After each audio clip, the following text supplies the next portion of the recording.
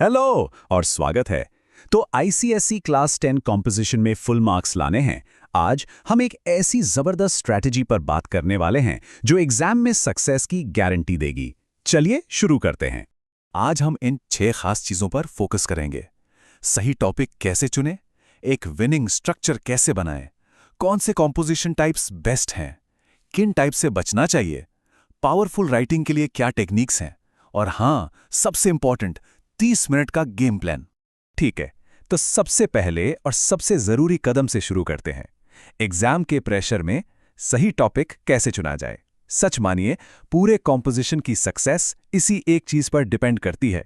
ये वो सवाल है जो हर स्टूडेंट के मन में आता ही है। एक सही स्ट्रैटेजी एक अच्छी शुरुआत दे सकती है। चॉइस ही तय करती है कि आगे के विचार कितनी आसानी से और इफेक्टिवली लिखे जा सकेंगे। तो इसका तरीका क्या है? अपने रीडिंग टाइम के पहले 5 मिनट सिर्फ और सिर्फ टॉपिक चुनने के लिए इस्तेमाल करें। सारे ऑप्शंस को आराम से, ध्यान से पढ़ें। ये पक्का कर लें कि उस टॉपिक पर लिखने के लिए 300 से 350 शब्दों का कंटेंट है भी या नहीं। हमेशा वो टॉपिक चुनें जिससे पर्सनली कनेक्ट कर पाएं। और एक प्रो टिप, जो टॉपिक आसान दिखे, जरूरी नहीं कि वो बेस्ट हो। अक्सर वही सबसे ट्रिकी निकलते हैं। अब जब टॉपिक चुन लिया है, तो उसे एक बेहतरीन कॉम्पोजिशन में कैसे बदलें। इसका राज पता है, एक सिंपल लेकिन बहुत पावरफुल 3 पार्ट वाले स्ट्रक्चर में छिपा है। ये विचारों को एक क्लियर ढांचा देता है। ये एक क्लासिक फॉर्मूला है: इंट्रोडक्शन, बॉडी और कंक्लूजन। इंट्रोडक्शन एग्जामिनर का ध्यान खींचना चाहिए, बॉडी कहानी को आगे बढ़ाती है और कंक्लूजन एक यादगार अंत देता है। सिंपल।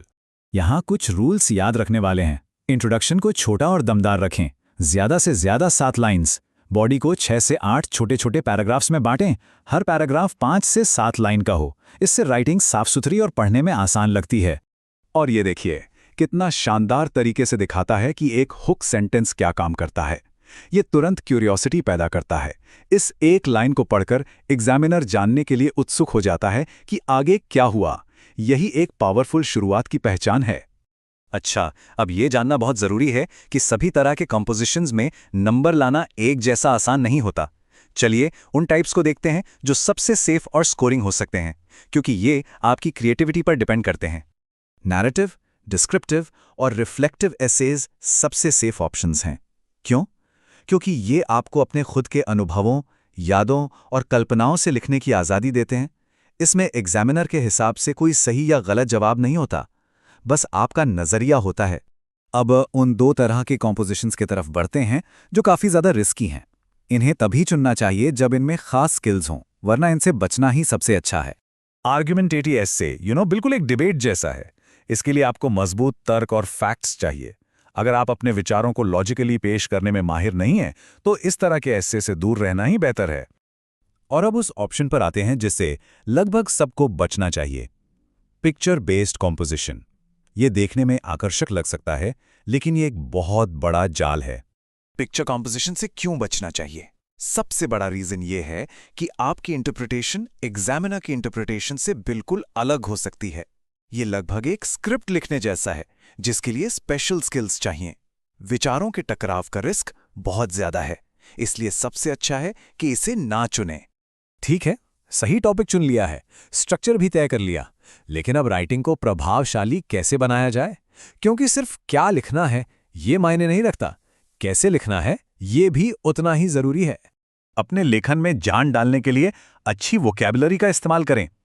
सिमिली और मेटाफर जैसी लिटरेरी टेक्निक्स को शामिल करें। सेंटेंसेस छोटे और क्लियर रखें। और एक बहुत जरूरी बात, कभी भी एसएमएस या चैट वाली भाषा का इस्तेमाल ना करें। ये आपके नंबर तुरंत कम कर देगा। ये एक टेक्निकल लेकिन बहुत ही इंपॉर्टेंट पॉइंट है। जब कोई कहानी या पर्सनल विचार लिख रहे हों तो मैं या हम का प्रयोग करें।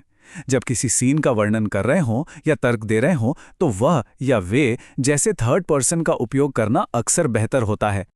और आखिर में सबसे प्रैक्टिकल सेक्शन, 30 मिनट के अंदर अंदर कॉम्पोजिशन को पूरी तरह से कंप्लीट करने के लिए एक सटीक टाइम मैनेजमेंट स्ट्रैटेजी।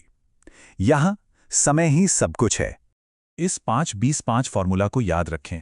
ये 30 मिनट को आसान हिस्सों में तोड़ देता है। पहले 5 मिनट प्लानिंग के लिए, 20 मिनट लिखने के लिए और आखिरी 5 मिनट रिव्यू और सुधार के लिए। ये एक टेंशन फ्री प्रोसेस को सुनिश्चित करता है। तो एक्शन प्लान ये रहा। पहले 5 मिनट में एक आउटलाइन बना लें कि हर पैराग्राफ में क्या होगा। फिर अगले 20 मिनट में बिना रुके लिखें और आखिर में उन जरूरी 5 मिनट का उपयोग अपनी गलतियों को पकड़ने और सुधारने के लिए करें। ये एक फूल प्रूफ तरीका है। तो अंत में इस एक सवाल पर विचार करें। सबसे अच्छी कहानियां आपके अपने अनुभवों से आती हैं।